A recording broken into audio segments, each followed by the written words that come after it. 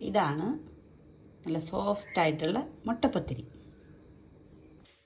അതിനാവശ്യമായിട്ട് വരുന്നത് 1 കപ്പ് മൈദ,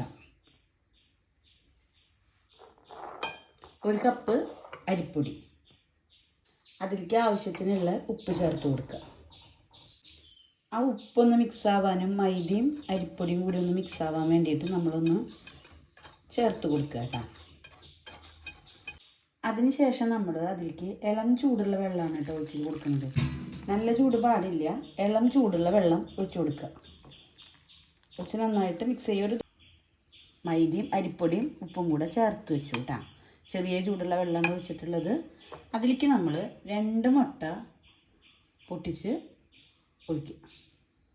ഇതുപോലെ മുട്ടക്കൊണ്ട് വെച്ചിട്ട് നന്നായിട്ട് ഈ അടിവശം നന്നായിട്ട് തേച്ച് കൊടുക്കുക.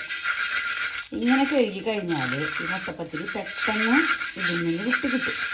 അതിനാണ് നമ്മളിങ്ങനെ കഴുകണം. ഇപ്പോൾ നമ്മുടെ ചട്ടി നന്നായിട്ട് ചൂടായി വന്നിട്ടുണ്ട്. അതിലേക്ക് നമ്മുടെ മാവ് ഒഴിച്ച് കൊടുക്കുക. മെല്ലെ ഒന്ന് പരത്തി കൊടുത്താൽ മതി കേട്ടോ.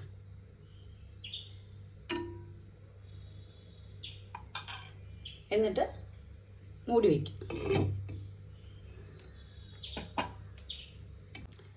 അങ്ങനെ നമ്മുടെ സോഫ്റ്റ് മുട്ടപ്പത്തിരി ഇവിടെ റെഡി ആയിരിക്കണം.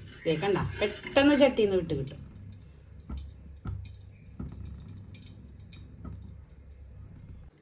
കണ്ട, നല്ല സോഫ്റ്റായിട്ടുള്ള മുട്ടപ്പത്തിരി, വെള്ളയപ്പം പോലെയൊക്കെ സോഫ്റ്റായിട്ടിരിക്കുന്നുണ്ടോ.